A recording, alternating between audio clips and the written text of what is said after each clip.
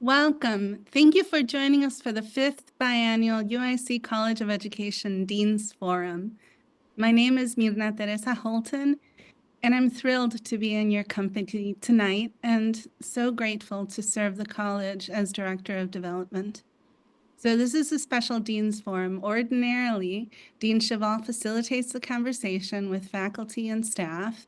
And tonight, we're excited that she agreed when I suggested that it would be fun and valuable for her to facilitate and also highlight her research and share with us what she's done along with Dr. Tejero Hughes.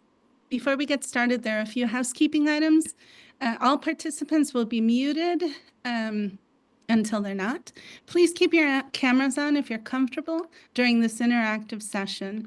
Please note that there is a link to a Google Doc in the chat room, and that is where we ask you to pose any questions or comments, and we will try to get to as many as possible. Usually we do a pretty good job of that.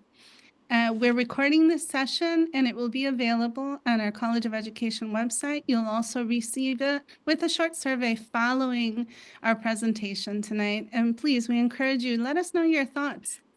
So now I'm pleased to introduce the Dean of the College of Education, our esteemed Dr. Kathryn Chval. Thank you, Mirna. I appreciate that a great deal. So it's great to be back with everyone. If you're not in Chicago, it's a little chilly here. I understand we have some folks in some warmer states, but grateful you're joining us this evening to learn more about what's happening in the UIC College of Education.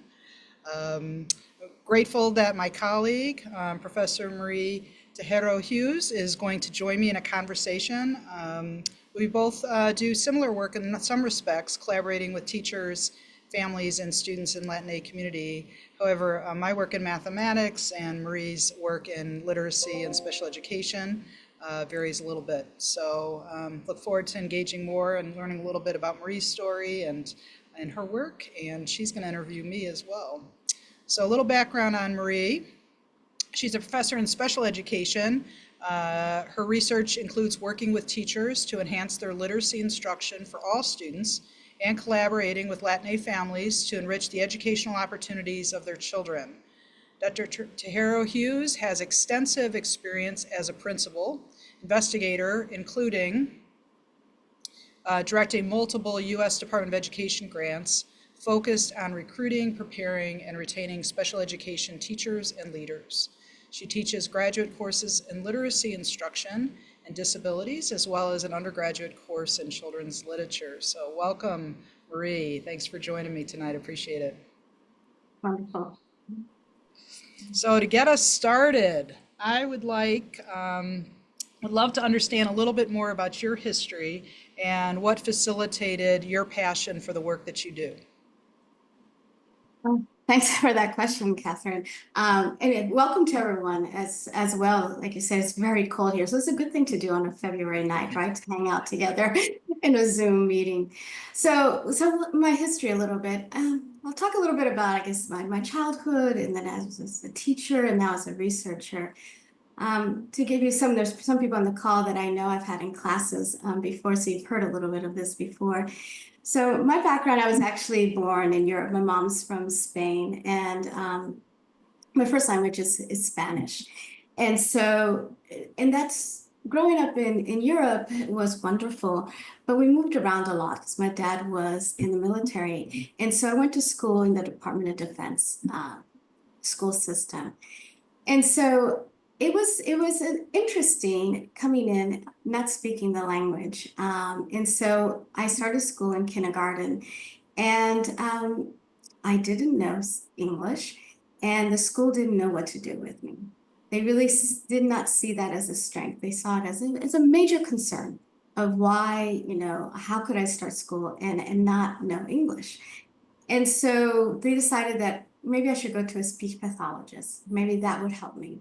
So I remember spending months and months on these sort of machines that you slide these cards through it and saying words, helicopter, spaghetti. I will always remember those two words because I could not say them. So I always use those as my example. So the school was, trying to figure out what to do with me. They would send me to these speech language classes. And so then they would come and talk to my mother. My dad was out a lot due to his job. So we really focused on my mom. And she didn't really speak English very well. And they said to her, you need to start speaking English to her because she's really falling behind. This is kindergarten, mind you. So you need to start reading to her in English. You need to do a lot more stuff in English because she's not doing well. And so I wasn't doing well. In my report cards in kindergarten, I had all failing because they actually gave me an F as a 5-year-old. I still remember that at that point. So my mom, really wanted to do something to support. And so she bought a bunch of books, went to the library as well, and started reading to me in English phonetically. She had no idea really what she was reading. And of course, the words weren't always sounded the same way, but she was going to do everything possible to try to be successful. Just to know a little bit about my parents, neither one of my parents graduated from high school. So they were not themselves quite successful in school and sort of had a bit of trepidation about interacting with teachers, but they knew that they wanted their daughter to do well. So we kept trying, over time, of course, I did start to learn to speak English. But my parents were never sure how best to support me in doing this, and really felt a bit alienated from the school. My father had dropped out in 10th grade, and he was like, I'll go to the meetings, but I don't know what else I can do to provide support. It wasn't that they weren't caring, they wanted me to do the best. The system and what they asked my parents to do just wasn't something that they felt comfortable with and didn't know really how to engage. And so what we did, over time, they just provided me as many resources as they thought. If the school said, they should have books, they went to the library and got me some books. If they felt that I needed to speak more English, they made sure I had lots of friends that spoke English. It had to be low cost type of items as we did that. So by the time I made it to the US, I was in high school, and this was an area for both my parents that they just said to me, um, we're going to let you sort of negotiate and decide what works best for you. We trust you. I think, we'll be here to support whatever decisions you have. And my parents stayed away from the schools throughout high school. The only time they went to school was during my graduation. But they were always very supportive at home, but they just wanted to stay away. So that was sort of, we had this experience with schools early on that wasn't the most positive. And so then I decided, maybe I should be a teacher. Maybe I could make a change that way. So years later, I did become a teacher, and I worked in Florida, south of Miami, in a place called Florida City, which is like the gateway to the Florida Keys. And it was a Title I school. Most of the children there were migrant workers. And so we had many different languages spoken there, Haitian Creole, as well as some indigenous language and some Spanish languages. And the families, were busy working all day and really didn't have the opportunities to come to school during, the daytime. And so I started to hear a lot, from the teachers saying things that were kind of dismissive, like, these parents don't care, they're not involved, what can we do? And it sort of reminded me thinking, is this what people thought about my parents as well as a child? And I knew, the same thing that was happening in my home was probably happening in these homes as well. And I really tried to do a lot of reach out to the families to try support and say, I see you, I understand that you can't be here present, but that doesn't mean that you're not involved. So those I saw from both sides, and it really, concerned me, this sort of view that a lot of people had.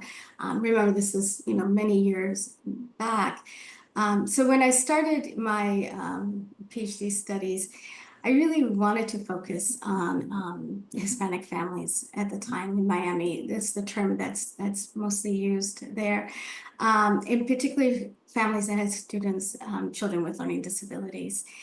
And what I wanted to do is to really set out to document that these families were already doing a lot of things at home and they were really supporting their families. I didn't want to do a study to say, what can we do to support them? I wanted to show that families were already doing a lot. It just wasn't appreciated.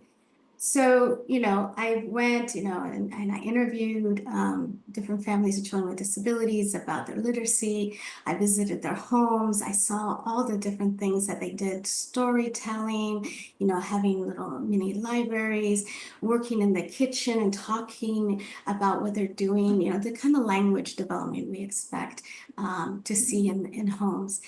And so, not surprisingly, my research showed at the dissertation level that families were very much engaged.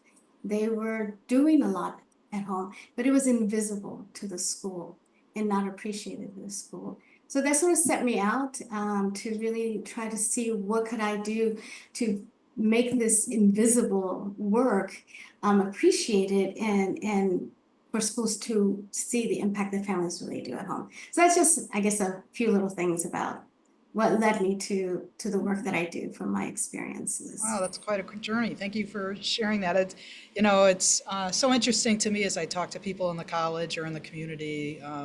We don't always make the time to kind of hear their stories and how they got to where they are and what influenced them, and especially their families. So especially their mother and their father. So thank you for sharing that. I appreciate that. Yeah, no problem. And I always tell my students, when because I do literacy so much, you need to always know about the author and the perspectives to find out. So you've heard a little bit about me, Kathryn. So I'd like to understand your history. What facilitated your passion in the work that you do? Yeah, thanks. I appreciate that. Well, I would say what's influenced me the most would be UIC, to tell you the truth. And I'll give you, a few examples, but I would say it's transformed, my life in many ways, and I didn't anticipate where my career would go when it all started. So I would say UIC provided me with this foundation with incredible mentors that walked alongside me when I was here first as an undergraduate, and then later through as a staff member and in my graduate studies. There were teachers in Chicago that shared their expertise with me, opened their classrooms, taught me about teaching children in the city of Chicago. I'd grown up in the suburbs, and so those were not experiences that I had as a child. And so I was always grateful for teachers that would share their expertise and their wisdom with me. Also the peers, the people that I went to school with here. And also colleagues. I was a staff member here for 12 years before I ended my PhD, and sharing their life stories and the struggles that they had and what they wanted to accomplish and the impact they wanted to have. And all of those stories have been this incredible collection that's taken me to where I am. I'd like to share one story that illustrates how doors were opened for me. And I was working in the mathematics department. I was writing mathematics curriculum for middle school children.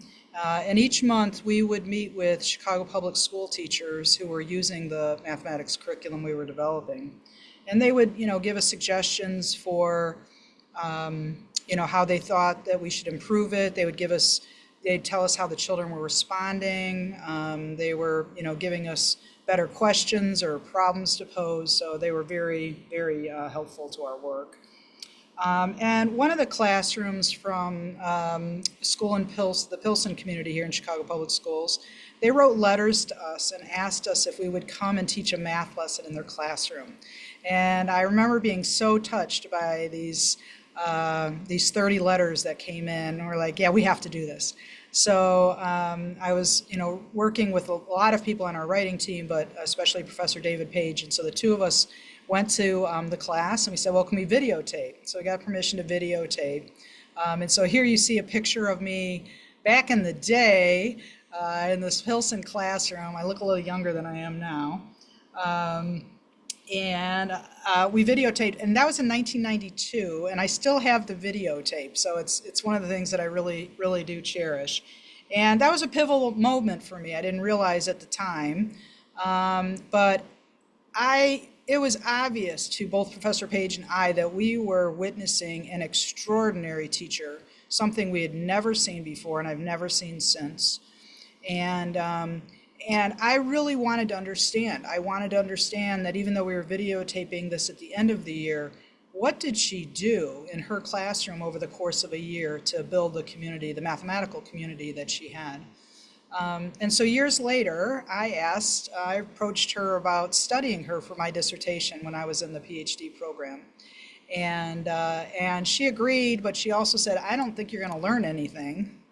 So she was a very humble teacher. And so here you see when I was finishing, again, the children all wrote me letters. And so here's an example of one. It was folded in 4 pieces that 2 of the girls wrote to me. And the books that they were using at the time were Maneuvers with Mathematics that we had written, we had co-authored. And so here you see Maneuvers with Kathryn Chval. And again, just this pivotal moment. And that's a teacher that I wrote about her practice for 20 years. For 20 years, I published what I observed in that amazing classroom. And later, studies that were funded by the federal government on how do we help other teachers learn what she had developed, that wisdom that she had developed in her practice. So that's an example. I would say 1, UIC facilitated my passion, and number 2 was an extraordinary teacher in Pilsen. Wow, that's amazing. And you look the same in the picture. Yeah, okay. I appreciate that. Okay, so Marie, back to you. I like asking questions of you that I don't answer yours, I have to say. Let's see. So let's go with, you have dedicated your career at UIC. And for those that know higher ed, you know that faculty move. And we have movers and we have stayers, sometimes we refer to them. And Marie has been a stayer. She has been here at UIC. She's invested her talent, her expertise, and her experience here. And so why UIC and why did you stay, Marie? Yeah. So yeah, it's been almost 24 years since I started here at UIC. I still remember finding out about the job opportunity. I was on the market. I was working at the University of Miami at the time, and I was on the market, and I had a connection right here in Chicago. I was here in O'Hare, and I was running between planes. And when I got on the plane, a faculty member who was here got on here, and we had known each other from a postdoc. And this was Norma, and she says to me, "Oh, are you looking for a job?" I said, "Yeah, I've been putting out some ads, some resumes out there." And she says, "Oh, did you hear we had one?" And I honestly had not heard about it. So she told me about it, and it sounded interesting. So I went onto the website and I started to look up. I wanted to learn more about UIC. And then when I started doing that, I really started to get very excited. This was, a land grant university that really put out right in front that they really had this deep commitment on educational equity and social justice. And it wasn't that I didn't have the support at the private university that I was at, but this felt different. It felt like they really valued community engaged scholarship, which really focused with a lot of the research I was doing, particularly with Latino families. So that's what got me intrigued and got me to apply. And I was fortunate to get hired. And so what kept me here? Well, multiple things, I guess. One, I think UIC has really given me a space to do the work that has direct impact. I'm able to co-design different projects related to language and literacy with families and teachers in the community. I'm able to work with them with areas that they feel that they need, and UIC is supportive of that. They're also quite supportive of having this sort of interdisciplinary, community-driven focus, and so my job's never been boring, right? I've been able to collaborate with so many different people, people across the departments in the College of Education. I've had colleagues that have done grants and projects in other colleges like public health. So it always kept me interested and motivated to continue wanting to stay here because it gave me those opportunities. But honestly, I have to say, I think most importantly, what keeps me here are the students. The students really inspire me and make me want to stay here and work with them. Many of our students are, as you know, first generation. So I relate a lot to that and see their experiences are parallel some of the experiences that I've had. And so I really value being with them and being able to mentor them. I've had opportunities to work with students across all different levels. In the fall semesters, I teach this children's literature course on disabilities, and I had mostly freshmen. In many cases, because it's a Monday morning course, I'm like the first professor that many of these people have ever had. And that really is something that I take very seriously and really try to work with them and they try to navigate sort of what does college mean. I work with master's students who are learning to be special education teachers and talking about, what we need to do to enhance the educational needs of our students with disabilities. And they're just dynamic. They're just wonderful. I love seeing them when they get into student teaching and out into the field. And then, of course, I couldn't do my work without the wonderful doctoral students that I really have had a privilege to work along. And I see a couple of them are online today. So thanks for coming. There's not a project I do that I don't have one of my doc students engaged in some way. They really help me figure out what we need to do, and I couldn't do the work without it. So those are some of the reasons I think why I stay. Yeah, that's amazing. Thank you. We have amazing students. Those images just began to capture, and we also have amazing colleagues. And I know, Norma having, being on top of things and saying, "Have you considered UIC?" And so, just getting the right people here to do the amazing work that they do. So, thanks for sharing that. Sure.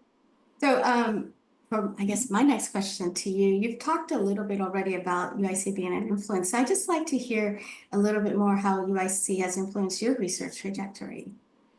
I would say in terms of my research, it's really been every aspect. It's what I research, what matters to me, who I research with, who are the collaborators that I work with, who are the teachers I work with, the students, and what context are those.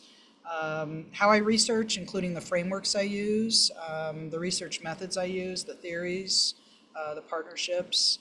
I would say that UIC strengthened my research networks.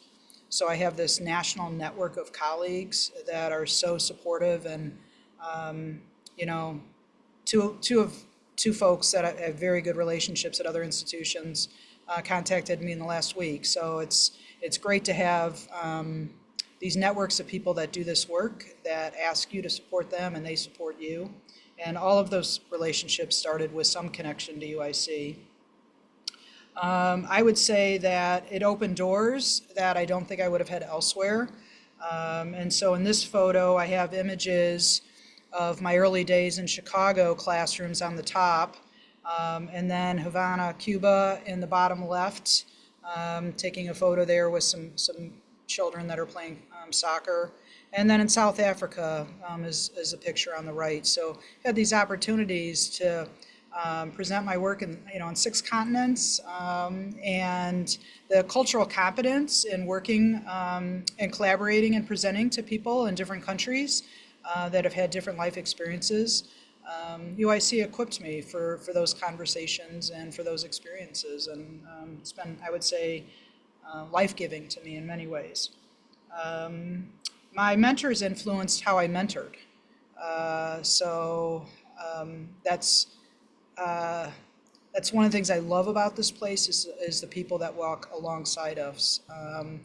And so it just happens that, last night I was working on a recommendation letter, and one of my mentees posted on LinkedIn, and I copied the text here because it it was just really one of those sweet things, and it's a reminder of, telling our mentors how much they've mattered. And she wrote this post about a mentor who had just passed away, and she was, sad about that. And then she also mentions me in it. And so she said, Dr. Kathryn Chval has been one of the greatest influences on my journey. And we often don't get those reminders of the people that have crossed our paths. I met her at a pivotal moment in my professional and personal life, at a time when I needed her most.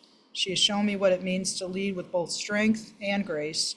She has guided me, challenged me, and shaped the woman that I am today. She went on a longer piece, but then somebody, posed this question to her and about why these two relationships were influential to her. And she said, because they believed in me. And I think that's the most important role that we play here at UIC, is we believe in our students, we believe in our colleagues, and we believe the impact that they can have. She said, that belief is transformative.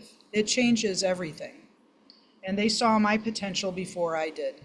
And I would say that about myself. And I'll never forget the day I defended my dissertation. I didn't think I was good enough. And what my advisor, my chair, Professor Lena Latine said to me is, Kathryn, you have a voice that others need to hear. And I needed to hear that. And so when I started having my own graduate students, I wrote that on a Post-it note and put it on their computer the morning before they would defend. And along with a dozen roses. So, some of these things that people did for me, I replicate and pay it forward. And, in this post on LinkedIn last night, tell your people, tell your mentors the impact that they had in your life. And that's what Michelle ended with. And so I wanted to share that tonight, because we've all had mentors, and who are those mentors, and do they know the influence they've had in our lives? And I think that's an important role that we also play. Thanks for sharing that. Yeah. It makes me want to go and call out to my mentor after we talk tonight.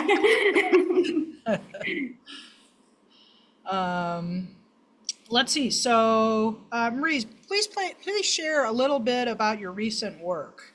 What are some key takeaways from your research, and how have they influenced your perspective on collaboration between Latine families and schools?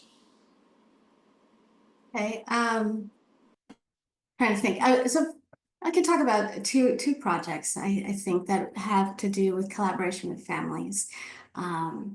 One of them was a project that I did with a colleague here at UIC, from the College of Public Health, Senator Magana, in which we did a parent program in Colombia. And this was something that we were able to do because UIC actually had these global engagement grants. So we have been talking to a colleague there in Bogota from the Universidad Nacional de Colombia, and she had been telling us about families who had children with autism and some of the difficulties and challenges that they were experiencing there, and that they were having a difficult time sort of navigating the system and being able to really advocate for their children. And so in our conversations, we mentioned that, something that we had been doing here in Chicago was this program called Parents Taking Action. And we talked about that. And she thought, well, that could be something that maybe we could do here in Colombia. But of course, you just can't pick up something and move it over there. And it sort of goes against sort of what we think about having families engaged into the actual development of it. So we spent a few months working with them, with families over there in Colombia, to start to change and adapt the program that we had here to meet the needs of the families over there. So some things were, pretty typical kinds of changes, like, of course, they would be the laws related in Colombia. But other things we had to do more with, like traditions and the examples that are used. Now, the thing about, parents taking action, besides that, it's to help parents sort of, not really help, sort of support parents as they're helping their kids navigate the different agencies, because it's not solely the educational agency, it's also the health agencies, insurances, and things like that. The program helps with figuring out, the advocacy role, but also different kinds of techniques and strategies that parents can also use at home to sort of facilitate things in the household.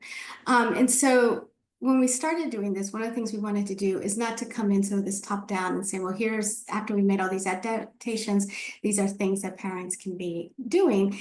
But we use what we call a promotora model. And so these are individuals in the community that are parents themselves who also have children with autism. In our cases, these were children who were older, like teenagers. And so they were working with families who had younger kids. And so we worked with these promotoras and working through the Parents Taking Action program. And they went and they met with the parents one-on-one in their homes for a few months, about once a week, and went through this series of topics. As they were going through this, we would take in some of the feedback, some of the changes we needed to make, and some of the expectations that the parents had. Like one of the things they wanted opportunities to meet other parents in the same situation. Bogota is a huge city, just like Chicago is. They were spread all over, but they felt they were still very isolated. And so we built in opportunities for the parents to meet with each other as well. So we facilitated that. So we really took the lead for what the parents wanted to do. So after going through sort of this series of home visits, talking about these issues, we had conversations with the families to see, well, what do they think? What kind of impact do they think it had for them? And overall, they really felt so much more confident. They would give us stories, both related to the school experiences as well at home. They would talk to us about that there's a lot of people who don't understand their children, and it's difficult for them sometimes to be able to know what their child might do in public. And they would say that a lot of times their child might have, and this is their words, they would have a tantrum. And then other parents would look at them and say, oh, how poorly educated this kid is. The parents don't know what to do and things like that. So they wouldn't go out that much. But they would then tell us that they had so much more confidence now. So I remember one family talking about that they had gone to a restaurant for the first time in years because they felt more confident that they could not only have supports for their child, but also could be able to talk to other families who maybe sort of thought bad things about them, right? And so how that was so liberating for them that they could now go to a restaurant and be able to do things that other families did. And they would tell story after story like that. So they continued this work. And what we wanted to do with the promotoras is to do something that wouldn't be as expensive as, having professionals or medical individuals doing the work, but actually community people who have lived it and are able to relate to the experiences that families had. So that's one of the projects that we did. And what's been nice with our colleagues there is that they continued to work on this and build it and expand it and with other families well. They've been there after our funding ended at that point. Another, just a quick example, another one we did here was here at Belmont Craig. One of my doc students, Geraldo Tobon, who is graduated, Dr. Tobon, was talking to me about in the school that he worked at, that a lot of the families were coming to him and saying that they were having difficulties with math. And I know, Kathryn, you're into the math, but this was a foray that I've had in math as well. And they were saying that they didn't understand this math that was being expected here in the US and what could be done. So we decided that maybe we could go in, meet with the families and see what they wanted, what was their expectations, what did they want to learn, what did they want from us. And so in doing this, we sort of put together this program multiplying the potential of the family, of which it was done all in Spanish. And what they told us that they wanted to know first, opportunities to understand what was being done in these classes. You know, what were some of the topics? What were some of the techniques, so that they would have a sense, because the terminology was different. But then they wanted to really see, how can they do something at home to support the kinds of concepts and learning they were doing at math. And then they wanted to opportunities to try it out with their kids in there. So that is how we structure the program. So we met, you know, once a week, in which we would start out. This was all the topics were all driven by the families. You know, like they wanted to know more about how we taught fractions here in the US, which was different than what a lot of the families had experienced. So we would go through, give them sort of an overview. But then we would move from that into what could be things that you could do at home that are part of your everyday routine that sort of exemplifies the use of fractions. And we sort of taught and use these games, right, to assist that they could do at home. And then for part of the sessions, we would have then the kids actually come in with the other families, and they would play these games related to that. And then they would take this stuff home.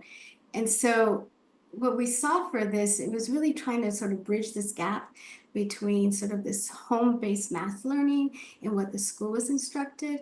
We really tried to make it very hands-on in the language that they felt most comfortable in. We try to do a lot of, you know, culturally relevant examples when we did the different games and things like that.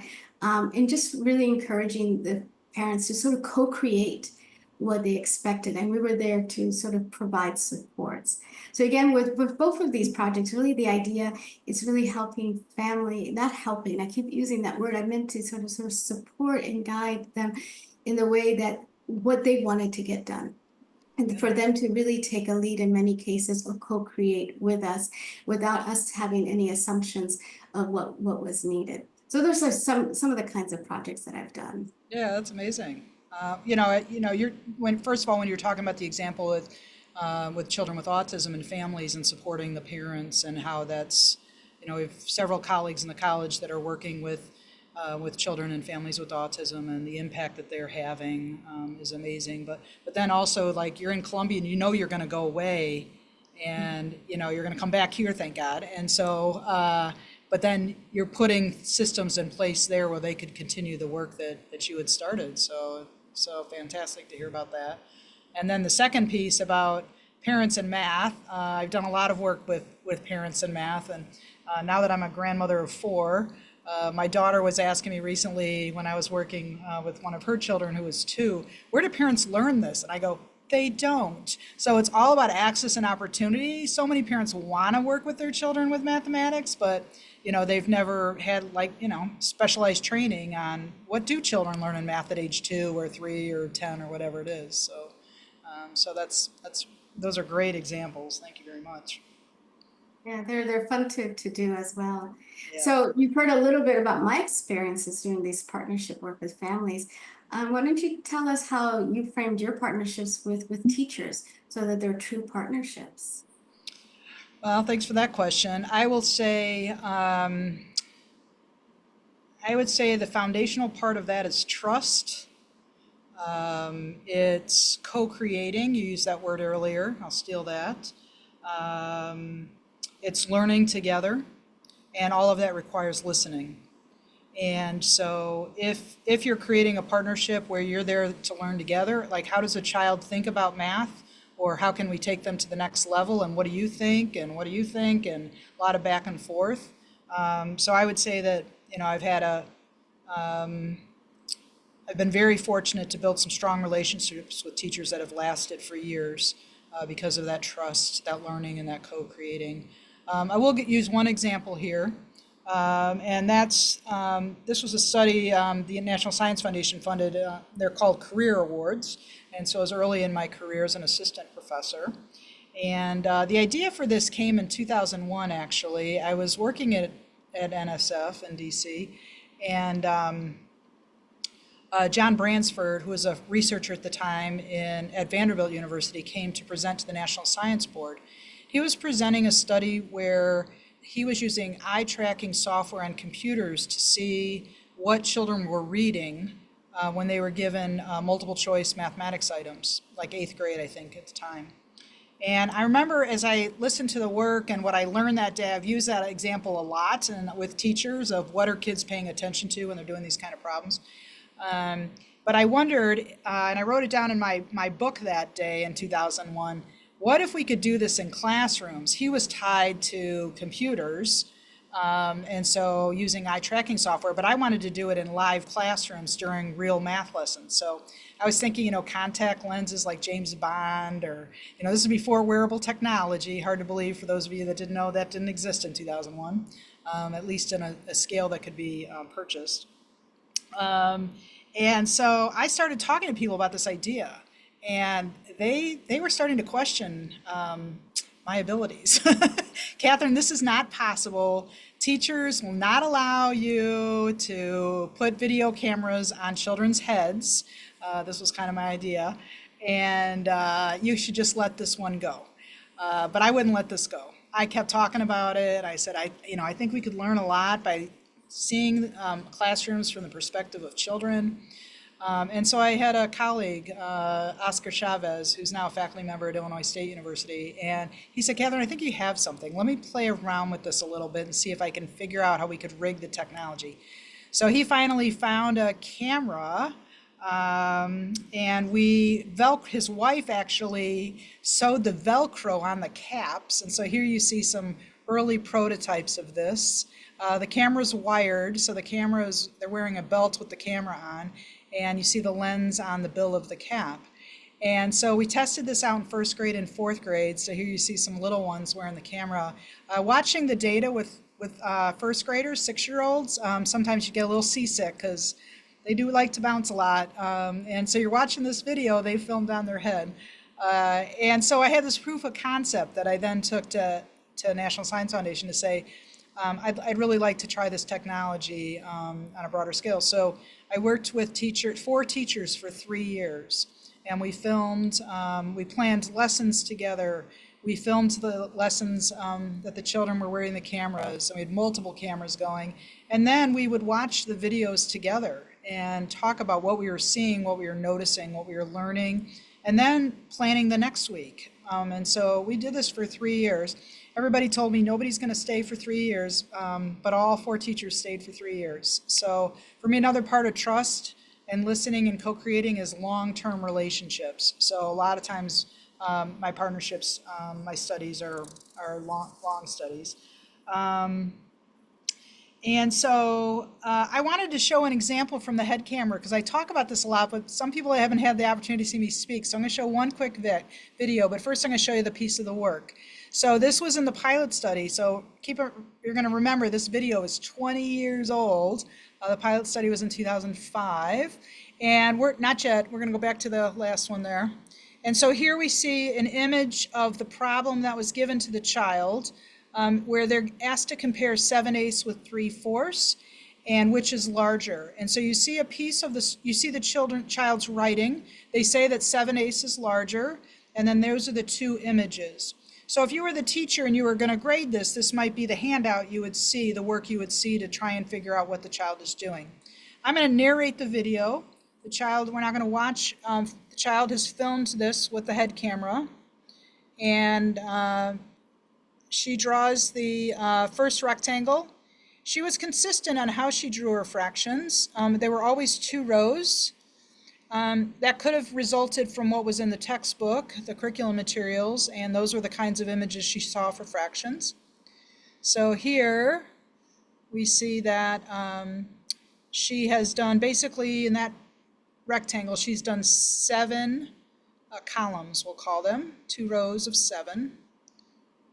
She's looking over at her partner. They don't talk to each other for 25 minutes, so he's no help, but she'll periodically look and see what he's doing. She will then draw, let's see, she's going to work on this one a little longer before she goes to the next image. So remember, she's representing 7/8 here.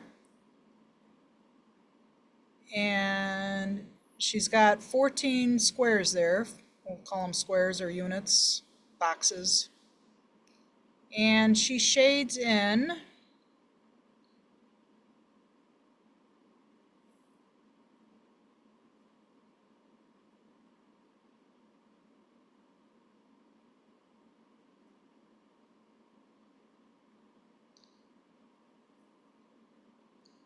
she counts again, and then she shades in 8 of them, as represented by the denominator, the bottom number in that fraction. And then she does an interesting thing. She counts the boxes, the squares that are not shaded. So now she does 3/4, a little faster. She shades in the 4 to represent the denominator. And then again, she counts the 2 boxes that are not shaded. She goes back and counts the 6. And what's larger, 6 of those unshaded boxes or 2? And it's 6. So she circles the 7/8. So we can take the video down now. So the teacher, in the conversation with the teacher, it's when does she get the right answer? When wouldn't she get the right answer with a problem like that? And how is the teacher going to approach, because I'm the researcher, so I'm not working with the child, but it's conversation about how is the teacher going to now work with this child in identifying what their understandings are around fractions. So that's a little piece of my work, and something that I've loved learning through these videos children filmed. Gave me a whole new perspective on mathematics, I have to say. That's so cool. So Marie, your research challenges deficit narratives that position Latine families. And how do you cultivate reciprocal, strength-based partnerships that recognize and elevate the expertise and cultural wealth of Latine families? Yeah, it's something I'm still learning. I mean, I think everything's always in progress. One of the things I always try to do is listen to the families to start with, hearing different stories of things that haven't worked, right? And try to see how I could do it differently, and using their guidance for that. I mean, hearing stories of parents telling me, when they hear the word partnership, it feels for them that's more like a code word. That's a one-way relationship in which they're expected to support the school's agenda, rather than really being a true partnership. So I always thought about that as people talk about, are we saying the right words, but do our actions really show what we mean to say? So I think some of the things, when I think about the different projects that I've worked on with families, a few things sort of stand out to me that I try to keep in mind. One is making sure that, that there's respect, right? And that there is a true partnership, that we really see families as co-educators and not recipients. Really need to help, schools need to sort of redefine what it means to be an engaged family, moving beyond sort of what, schools expect to what families are really doing. So respect is such a key part. I remember one of the studies, the families was telling me, how frustrated they were. This is a family that was a newer immigrant, in which they were imposing on their kids sort of these really rigid educational goals. So in special ed, we have these IEPs, individual educational program. And so they went to these, IEP meetings, which are supposed to be interactive, but they really felt that they were just being told, and that they had these goals that they didn't understand the purpose of the goals. They didn't feel like it met their expectations. It didn't go with their own values. And so they were very resistant. And the school had talked about that, the parents seemed to be more of an adversary, and rather than being supportive. And so one of the things that we worked on is thinking, well, let's talk, let's see what they want. Let's respect their point of view. What are they looking for? And once they started changing and listening to the parents, the mother came back and said that, they felt heard. They still needed some improvement, but they started to feel heard. They saw that what the rigidity of what their goals weren't aligning with what the parents were expecting or what things were happening at home. And with having this sort of open dialogue was the first step. So I really think, starting with respect and thinking about the partnership. I think that goes along with, having just a welcoming and inclusive environment, creating this sort of safe space for family voices. I know sometimes it's more difficult than others at times to do this, depending on what's happening in the world. But families say that a lot of times they just felt unwelcome in the schools, even if they tried to be engaged. And so, how can schools, be welcoming, feel that the parent is valued there and can come at any point, So talking about, asking families again, how are they? How do they want to be engaged? What are ways to be engaged? It doesn't necessarily need to be at the school. Thinking about multiple entry points, some families might be engaged by, texting them and using a WhatsApp app, having them maybe do their own leads of different workshops and things like that. So asking them and thinking a different way. Some parents will get much more involved right away. Others, you might not see them, like my parents, at school too much, but are involved other ways. The school's sort of thinking about how to do that, but being welcoming over time.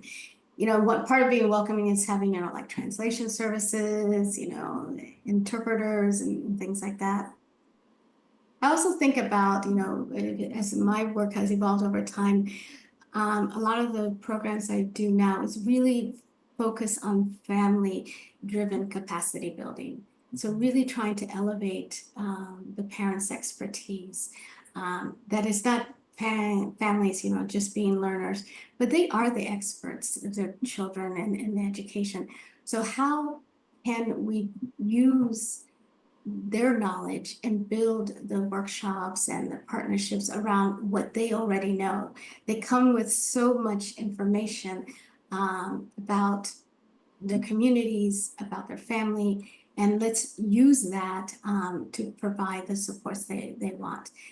Giving families leadership roles, being mentors to other families like we did in Colombia, really trying to, gain confidence and engagement. I guess finally, the importance of making sure things are culturally relevant practices, really have an opportunity to recognize and integrate family knowledge, value things like storytelling, oral traditions, things that are done at home, routines, and elevate that as well. And then think about how to incorporate some of that into the classroom as well.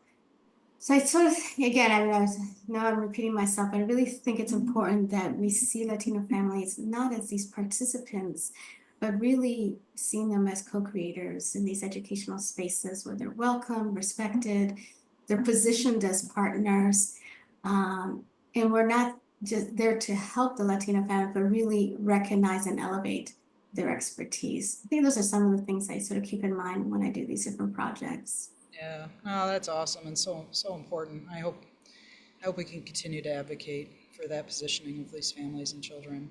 Maria, I want to make sure that we provide some time for others to ask some questions. So I'm going to turn it over to Mirna just to navigate this a little bit because I know they've been monitoring if people have questions. So this is anyone that's in attending tonight. If you want to pose a question.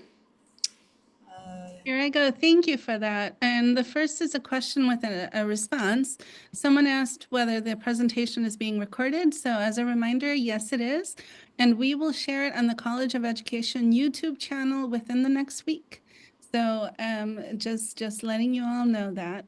There is a question from one of our alums. How can I get involved? So many ways. You want me to go first, Maria? Or do you want to go second? Go first? I'll go first? You can go first, yeah. Okay. I would say education is more important than it's ever been. And I would say advocating for city and state governments to invest in the education of children, to invest in our communities. Another way is to promote our work at UIC. We're trying to You know, Tim, I think, is still on and promoting our strategic communication and our marketing just to tell our UIC story and why people should study here, interact with us, partner with us. I would say support our recruitment efforts. So we have, if you haven't heard, the UIC Aspire program is launching for the fall semester, fall of 25. And so families who earn 75,000 or less, there will be no tuition or fees for that program. That's called the Aspire, free.uic.edu. So we are seeing an incredible increase in applications in the college, but also UIC overall. So I think this has brought in probably 10,000 more applications than a year ago. So we're seeing excitement around this new opportunity for people to fund their education. Mentor or support our students. So we have scholarships that have been established. We need more scholarships. We need funds to support those that want to pursue their graduate degrees in education and don't have the resources to do that. If you know of people that are willing to invest in us, please connect us. We're always looking for people that are excited to get behind and dream with us on what we're building and what we want to build in the future. So, Marie, what would you add to my list? Dream big. That sounds right. Yeah, dream big. Yeah, I want to second the importance of mentoring. That was with so many of our students being, first generation. You as alumni have successfully navigated the system, just coming in and providing some support. So I want to second that as well as all the other wonderful opportunities. Thank you both. And thank you to our alums and our friends with us tonight who have been so generous. We're so grateful for you. I have one question, Dean Chval, for you specifically, and one for Professor Tejero Hughes. So I'll start with the math question. When teaching math, old math versus new math, does it matter for different learners? Does it matter for different learners? Well, I don't know if I want to think about old versus new math. I think about it in terms of mathematics. Most of the mathematics that's been invented has been in the last 10 years. So, people think of mathematics as a static field, and it was invented hundreds of years ago and hasn't changed. And that's not the case. It's constantly evolving. And so, when I start with anyone, what's the mathematics you want to learn? How do you want to use it? Do you see yourself as a mathematics learner? And I don't get into old versus new. Going back to what Marie said earlier about the families, one of the things in my positioning book with children and families who are learning mathematics along with English is if they have come to the United States, oftentimes they've learned the mathematics in a different way. And they have different symbol systems, for example, and different ways to represent the work, different vocabulary. So you can't just translate to their language because they haven't necessarily learned that word in their first language or in English that they're learning. So so there's this complexity to mathematics that often is overlooked by, I would say, the general public or those that haven't pursued mathematics. And so old or new, I think new learner, those that want to get into mathematics later in life, can it be introduced in a way to you that makes sense and is engaging and that you see a purpose and a use for it? And I think that's what's most important. Yes, there's hope. Thank you.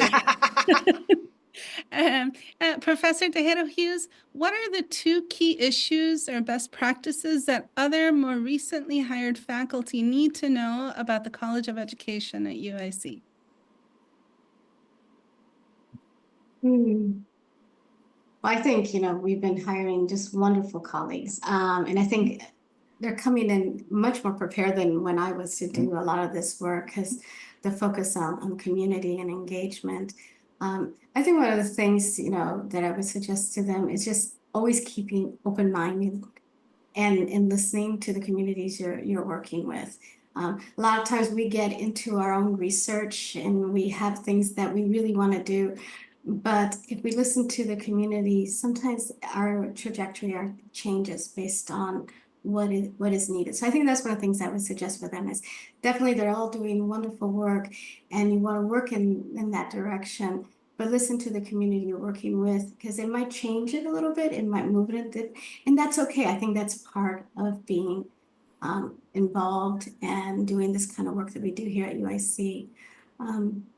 Another suggestion, I don't know, I would just say, enjoy it, enjoy the work that you're doing, take moments to appreciate what other colleagues are doing, supporting each other, and just, find joy in the little things that you can make some kind of accomplishment, even if it's in one classroom, one student.